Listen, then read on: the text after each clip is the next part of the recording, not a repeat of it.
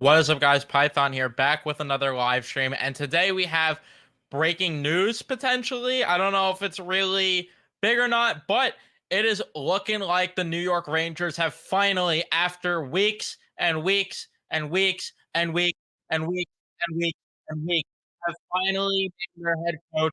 Potentially, it's still not even officially a done deal or anything, but it's looking more likely than not that the New York Rangers will be hiring Peter Laviolette as their next head coach. And I think we're all feeling the exact same way on this. We're not bringing out the pom poms. We're not celebrating, doing backflips, cartwheels, whatever. We're not to the moon about this. But I think all of us collectively as a fan base could take a deep breath and a sigh of relief that it was not John Hines, because the fact that he was even in consideration for the job was an embarrassment to begin with. But all we could say now is hallelujah that it's not him. We all said that, yeah, we would rather it be Laviolette than Hines. We simply would rather that.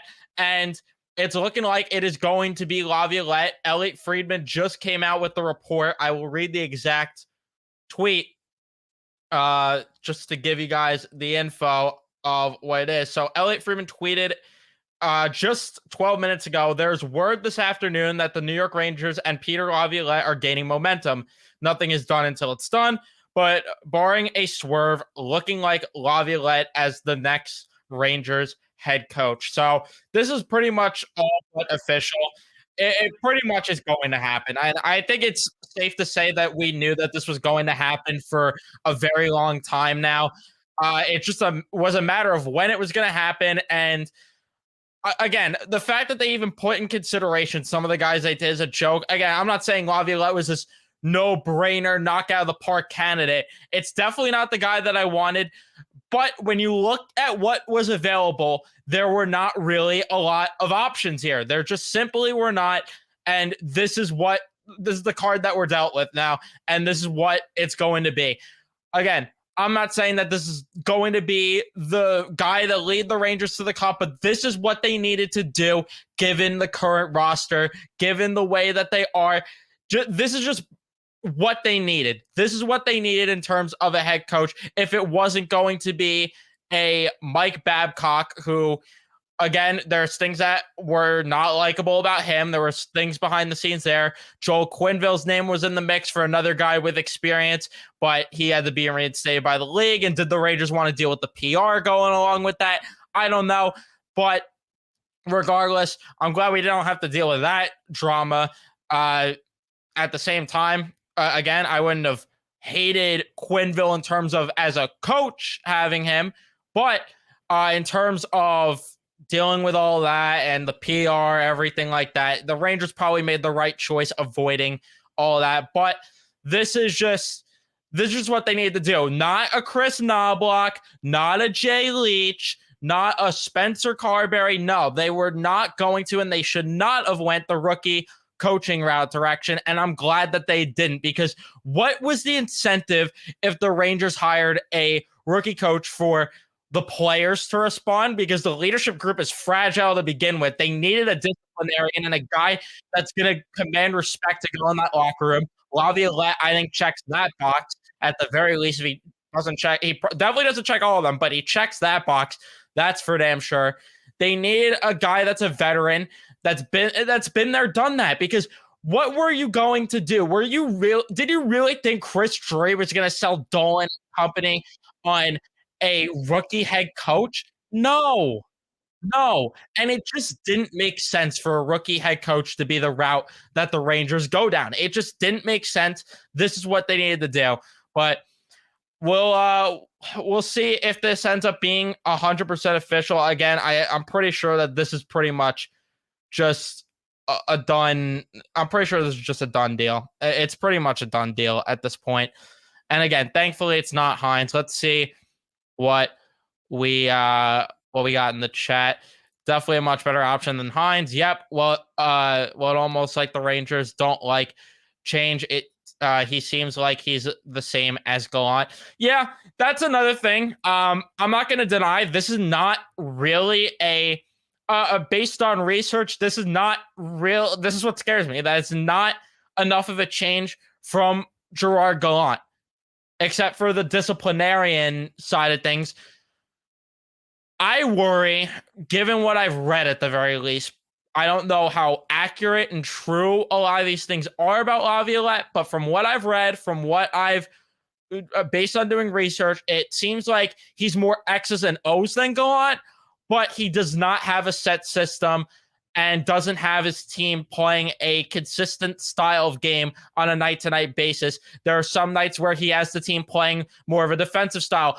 Given the score, there's times where they play a defensive style or they play more offensive heavy. They play more run and gun. Like there's no established system under Laviolette where it's like, yeah, we're going to go into the Garden and we know exactly what we're going to watch the Rangers play. No, it's not going to be the case, at least from what I've read. That's not going to be the case. But I will say I have more confidence in him to reach the players better, given the fact that he's a disciplinarian more. I trust him, and I hope, I'm not going to say that it's going to happen, but I hope that he's going to treat all guys on the roster the same, because this cannot be a meritocracy and everything that we've talked about like it was under Gerard Gallant. Hopefully that's not the case, but I'd be lying if I said I wasn't worried about certain things with Laviolette. That's for damn sure. But let's see what else you guys are saying in chat. Feels like this was a fallback hire since Q and Sully weren't going to be available. Yeah, and that's a thing that it's like, I know that they had to get rid of Gallant to begin with because Gallant was just a horrible head coach and he was a fraud, like I addressed in previous videos. But again, I don't know if firing him without them having a clear-cut favorite made sense. Like the fact that this took this long is just odd. It's just odd. But W, in my opinion, best option solely wasn't being fired anytime soon, but he's a Stanley Cup winning coach and way better discipline, so I'm fine with that. Exactly. Yeah, that's the way that I look at it, because you know what you're getting. This was the safest hire. They couldn't go the rookie route. They couldn't. And I want someone to try to explain to me, because I just don't understand, at least personally, why everyone was foaming at the mouth for Chris Knobloch to be the coach or a guy like that. I just don't understand why everyone was dying for a rookie head coach. Like that was the answer. Yes, John Cooper has worked. Yes, Jared Bednar worked. But then you have examples of it flopping. You have your David Quinns. You have your Lane Lamberts of the world. Like it's not always a recipe for success to go in there and just hire a rookie head coach. And quite frankly, I didn't see anything in these rookie head coaches that wowed me. At least with a guy like John Cooper, Bednar, guys like that, they've had success at the AHL level. Chris Knobloch, it took until this year for him to have any sort of success at the AHL level. And even then, the Wolfpack were on the verge of not making the playoffs until they went on a run towards the end, and then they ended up making it. So it's not like Chris Knobloch was this can't miss candidate for the Rangers. And then you have your Leaches of the world, where it's like, I don't understand that one, because what has he even done as an assistant coach? I don't understand that one. And then Carberry, he's had a bit of success at the AHL level, but nothing crazy. I don't even know if he had that much success at the AHL level to begin with. And I'm trying to think if I'm forgetting any of the other rookie coaches. I mean, Mark Messier, don't get me started on that garbage. That was just nonsense driven by the fans. Mark Messier was never getting even an interview. So yeah, I don't know. His offense is actually pretty interesting. Checked out his USA Hockey video. His offense is very detailed. Uses D-man shooting the puck a lot, which would be something that's nice considering the fact you have Adam Fox on your blue line, and considering the fact that Trouba did put up 50 points one time. I don't know if he'll do it again, but I do want to see if I'm missing anything on Twitter. I want to see if I'm missing anything quickly. So let's see. Nope, doesn't look like there is anything going on Twitter. So we're just waiting for this now to be 100% official from the Rangers themselves, from just another reporter to say. I don't know. We're waiting. We're waiting. We're waiting like we've been waiting. But I'm leaving the title at, well, I'll change the title once they make it official, but I'm leaving the thumbnail as it is because I don't see a world where it's not Laviolette at this point. Don't see a world where it's not, given the fact that Elliot Freeman reported that. Let's see what else we've got.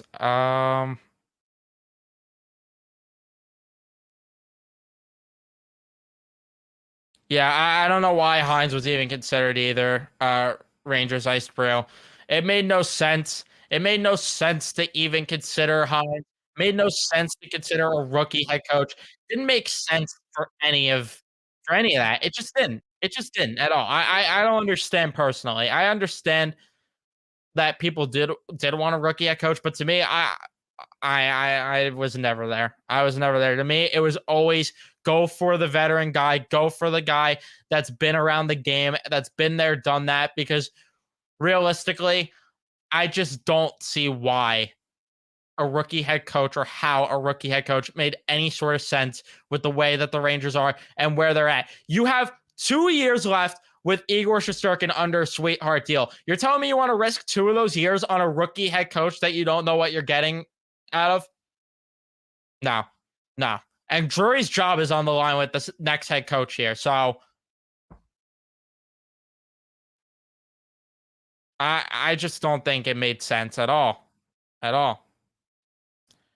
And yeah, Laviolette's probably going to bring his own assistants in. I don't know if it's going to be the guys that he was with in Washington or what, but he's probably going to bring. I mean, Gord Murphy's gone, and all the other assistant coaches are gone. Everyone's gone, so except for Benoit Allaire, and then I forgot they kept the skills coach who. Oh, the story of the way they hired him is something else, isn't that?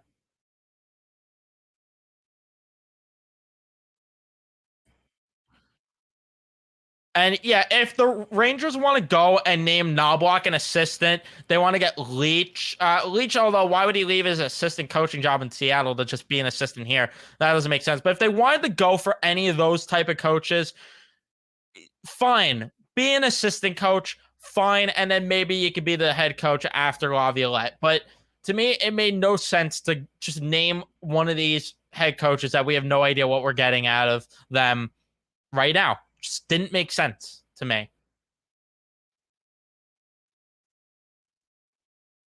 You think they leaked Hines to make Laviolette look better after the initial response to Laviolette was lukewarm at best? Yeah, I don't know. I think there was something serious about John Hines, and that's what's sad and scary. I think there was something serious there because of the fact that Chris Drury and Hines go back to whether they play in college or whatever, they're college boys or whatever it is.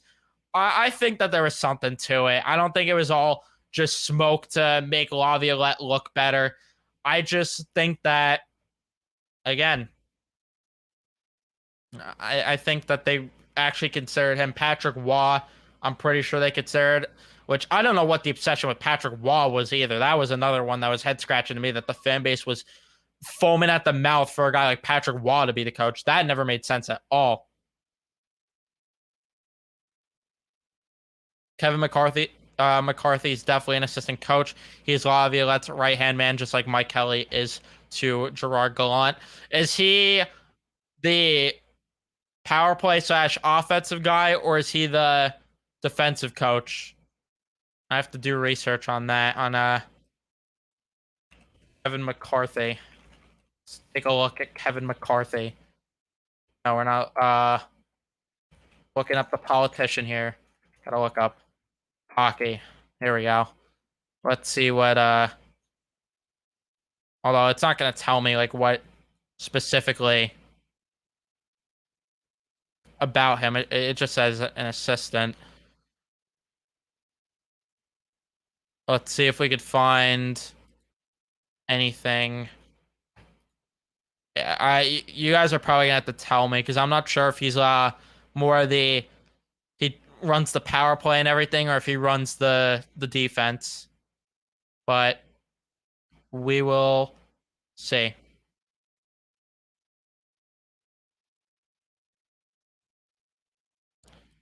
found the Caps annoying to play last year. Yeah, I mean the Caps are always annoying to play, but I think part of that's I don't know if that's Laviolette or the fact that ever since the Tom Wilson incident, it's always just kind of been this. It's always just it's just been a thing. It's just been a thing where it's like, yeah, we don't mess with Washington even during the playoff runs. It's not like I despise them. It's really after the Tom Wilson incident that I found them just annoying. And that's another thing, though. I'm glad that you mentioned Washington. People are pointing to the job Laviolette did with Washington. I don't think it's fair to assess what happened in Washington for him at all. I don't think it's fair because realistically, what was in Washington for Laviolette? You had a 38-year-old Alex Ovechkin, and what? And what? That roster is so flawed.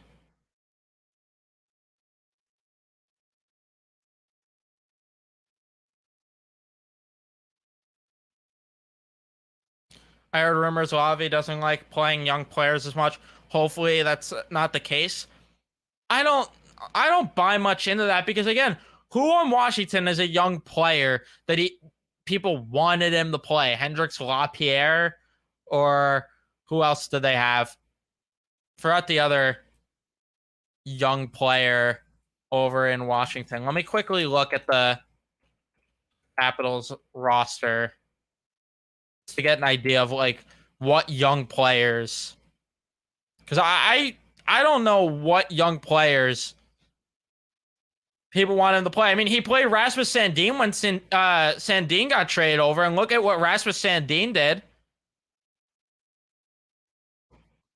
So I'm not saying this is a slam dunk no brain hire, and this is that he's some genius, but I mean the young players thing. I don't know where people really get all that. Connor McMichael was who I was thinking of.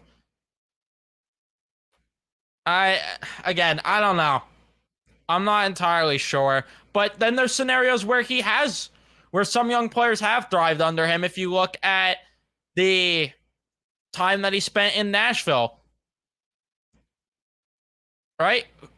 Let's look at who came up during that. I mean, Philip Forsberg was 20 years old during his first season there. Roman Josi was only 24 during his first season there. Ryan Ellis was only 24. Ekholm was only 24. Yardcrook was 23. Who else? Victor Arvidsson, another young player that developed under him. I mean, there are scenarios where, again, young players did thrive under him, and then there's scenarios where they didn't. Ryan Johansson was 23 when he was there. Seth Jones was there too. That's always a throwback. Kevin Fiala. That one's a little iffy though there. So I don't think he thrived in Nashville at all, if I'm not mistaken. He was actually solid in his last two seasons there in Nashville. But again, you get the point that there's scenarios where young players have thrived under him. There's scenarios where they haven't. To me, though, it's all about them. It's all about them just actually playing the game the right way and playing consistently. That's really what matters to me. And I want someone that's going to treat the roster equally and not play favoritism. And if Laviolette does that, then he's doing something at least somewhat right. Again, I'm not saying it's going to be perfect what he's doing, but he's doing something at least somewhat right if that ends up being the case. But I did have some things with Laviolette that I do want to see if I could pull up of some of like the negative things. Let me see what you guys have to say in chat. We got a couple things though to read before I get to this. Let's see. You believe he's the defensive coach? Okay. Okay, so that means Gordon Murphy's 1,000% gone if he wasn't already, which to that I say thank you. To that I say thank you. Sorry, just checking Twitter to make sure I didn't miss anything again. Hopefully he can get these entitled soft babies to buy into a system and stick to it. Again, that's what I'm asking for here. That's what I'm asking for here.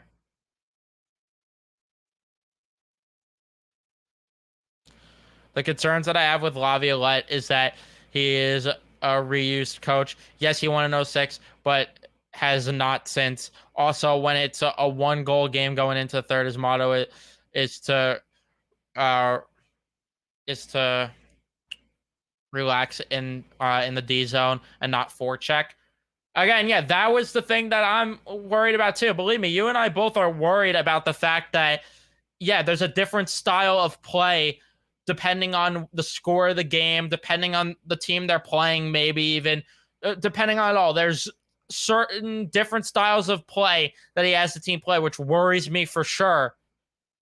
But at the same time, why would a rookie head coach? What would a rookie head coach bring to the table that Laviolette doesn't? Because to me, again, yes, it's been a while since he's won a Stanley Cup. Don't get it twisted, but he brought the Flyers to the Cup as the 8th seed. He brought Nashville to the Cup. Pretty sure they were a wild card team when they made the playoffs that year. So to me, it's like I don't know. I like again, I'm not celebrating. I said it from the start. I'm not going to celebrate whoever the coach is, whoever they hire. I wasn't going to celebrate or anything, but this was the guy that I wanted given who was left. Given who was left, this was who I wanted. And to me, I can't complain when this is what it is. What can I say? They were a year late with firing Gallant, and they were a year late on the market because they had opportunities to get better coaches. I don't know if I agree with keeping Gallant over Laviolette. I don't know if I agree with all that. Laviolette not playing young players is BS. He developed guys like Giroux, Shen, JVR on the Flyers, and he developed guys like Forsberg, Arvidsson, and Yossi in Nashville. Yeah, again, I just don't see where that whole narrative comes from, personally. Should the Rangers trade for Jack Drury? I mean, I don't know what Carolina would ask for him.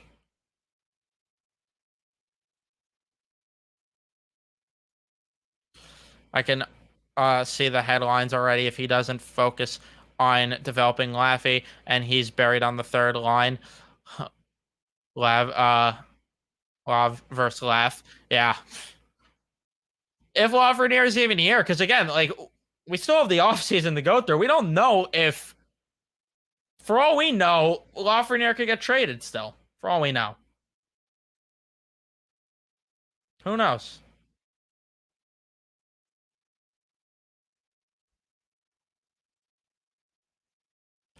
I believe he's a great coach. We just need to play with details. Guys had free reign to do what they want in the offensive zone with Lavi. He runs set plays every time.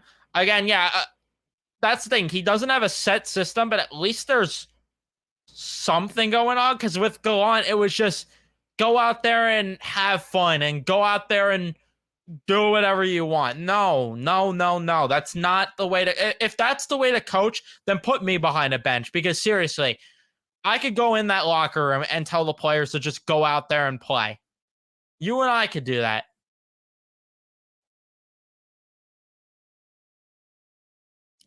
And yeah, it wouldn't shock me if he's gone in 2 years and they're looking for another coach again. It wouldn't. It wouldn't. Because again, this isn't a sexy, no doubt about it hire. The big thing Laviolette needs to do is give the kids a fair shot, hold the veterans accountable, and he needs to improve our 5v5 as well. Well, that's something that I wanted to get into. I wanted to look at, and I think I want to do this with you guys. I want to look at, because it's been a while since I did the research. I did this research on Laviolette like 3 weeks ago, thinking that he was going to be the hire, and it only took like 3 weeks later that for this to go down. But let's see what the 5v5 stats look like for Laviolette teams. So we go to expected goals for this is on Money Puck's website. Washington was 18th this year, and in comparison, the Rangers were 22nd. If we go to 2021, 2022, the Washington Capitals were 15th. The Rangers were 23rd in 5v5 play. If we go to 2021, I'm not going to look at the Rangers because this was after this was the Quinn era. Although I call it, Washington was 13th. The Rangers were 20th. And then I believe 1920 was he in Washington just yet? I think he was that might have been his first year in Washington. No, that was his last year in Nashville, but he was only there for part of the year. So we won't look at that. 18-19. The Nashville Predators were 12th in expected goals percentage, and the Rangers were 22nd. 17-18. The Nashville Predators were 15th.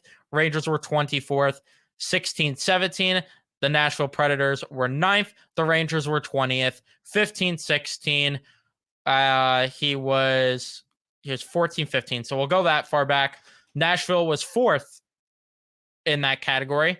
Rangers were 27th. If we go to the 14-15 season, Nashville was 2nd. The Rangers were 19th in that. So in Nashville, he did a pretty good again with Washington. The roster was so flawed. The roster was so flawed there.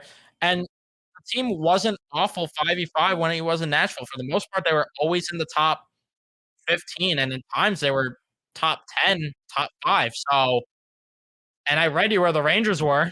I read you where the Rangers were. So let's see some other uh 5v5 stats. How about let's look at Corsi percentage. The Rangers were last in that 17-18 season. Yikes. I go back to the 14-15 season now. And Corsi percentage, Nashville 5th, Rangers 20th. Year after that, Nashville was 5th. I'll stop looking at the Rangers. 17-18, Nashville was 9th. 18-19, Nashville was 7th. 1920, he wasn't there for the full year, so I'll just go to Washington when he was there in 2021. 12th. The year after that, Washington in Corsi was 14th. In comparison, the Rangers were 25th. And then last year, the Rangers were 17th. Washington was 18th. So you're technically getting improvements here. You're technically getting improvements, even if it's not necessarily the biggest improvement. A lot of times, maybe it could be. Maybe it could be a big improvement. So I don't know. We'll have to see. Let's see if there's any other stats I could pull for you guys. I mean, there's so many stats to go through here. My God. Last thing I think I'll look at is Fenwick percentage, just to wrap that conversation up. Washington for this year in Fenwick percentage was 19th. The Rangers were 17th. Last year, Washington was 11th. The Rangers were 23rd. 2021, the Capitals were 14th. Rangers were 24th. The 18-19 season, Nashville was 7th, and the Rangers were 29th. But that was a rebuilding year, I guess. Nashville was 9th in 17-18 and 16-17. Nashville was 8th, 15-16. Nashville was 2nd, and in 14-15, Nashville was 5th. So it's not like this is the worst when it comes to 5v5 play. It's not the worst. So that's what I wanted to run down. I'm sorry that I dragged that out and went on a tangent there, but just thought I would break it down for you guys. The Rangers probably wouldn't have been able to get Trotz. They still would have had to get permission from the Islanders to get.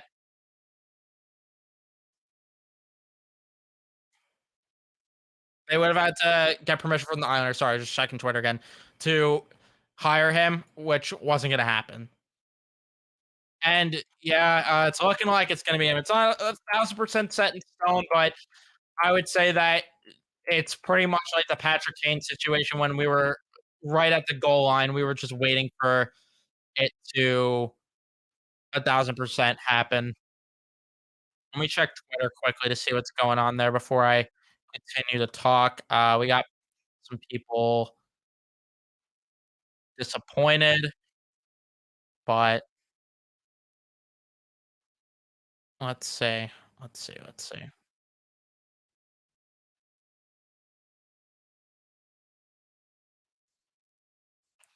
Oh yeah, and Filk was first with the news pretty much. Gotta shout him out there.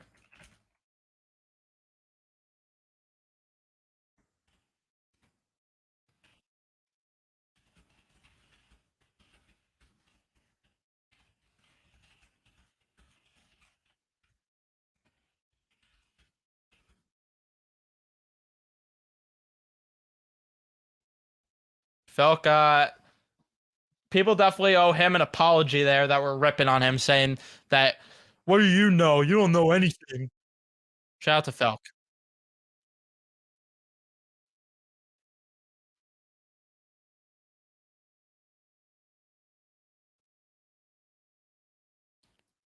Filk was right on the money with it.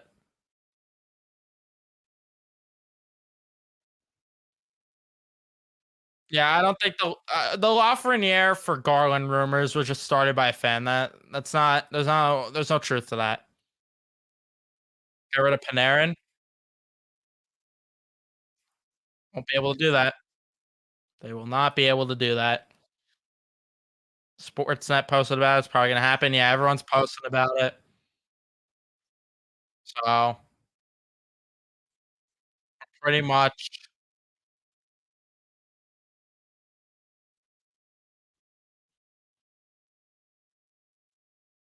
pretty much there.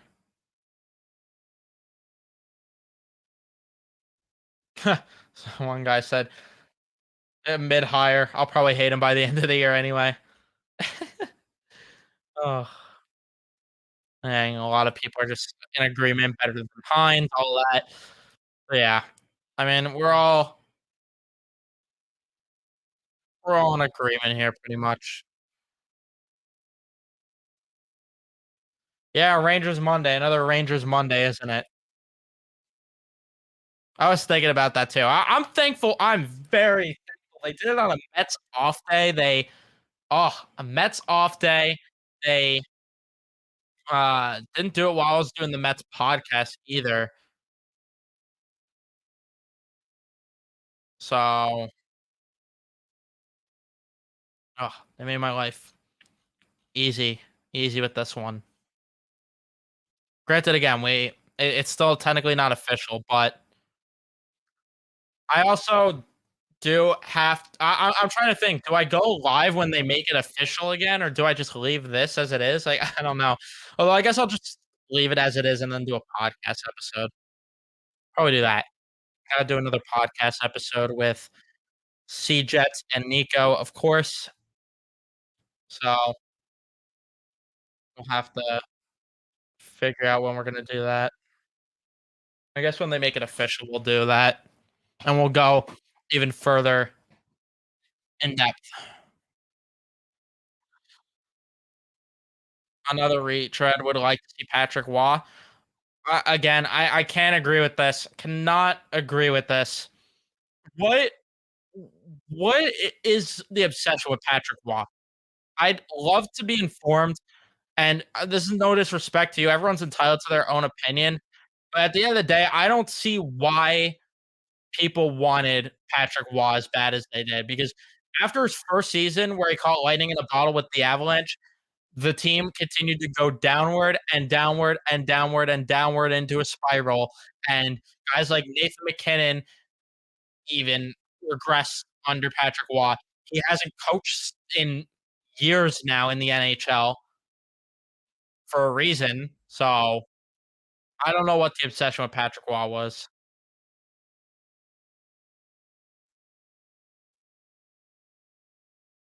Yeah, I thought they were gonna wait longer too with the hire,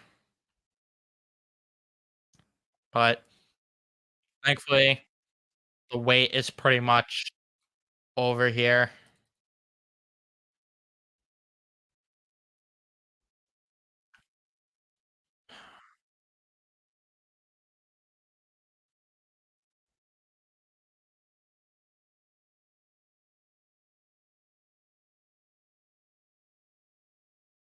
Let's say, um, got anything else? Doesn't look like it. So we just have to continue to wait. I don't know how long I'm gonna be live for. I wanted to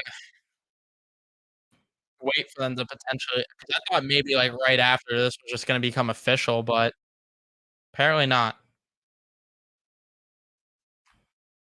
Apparently not. What can Laviolette do for the Rangers other than make the playoffs?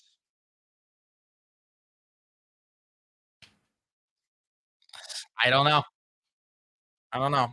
Because again, I'm not claiming this is some slam dunk hire, but given the options, this is what they had to do. This is what they had to do.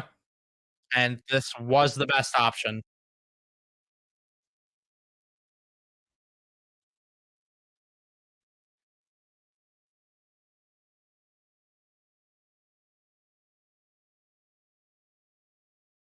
Yeah, it's possible that happens today, but I'm more inclined to believe that it will be made official tomorrow.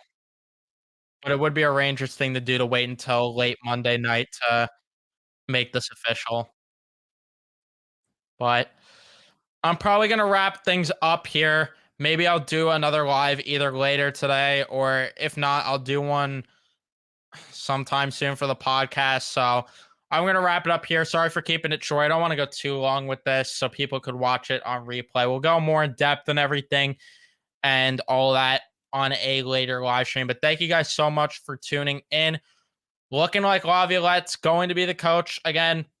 Not official, but it's pretty much right at the goal line. So we'll wait and see. And next time we talk, it will probably be official. So thank you guys so much for tuning in. Leave a like if you enjoyed. Subscribe if you guys are new, especially for Ranger fans. Turn on your notifications so you know when we upload or go live next here on the channel. I will see you guys in the next one. Let's go, Rangers.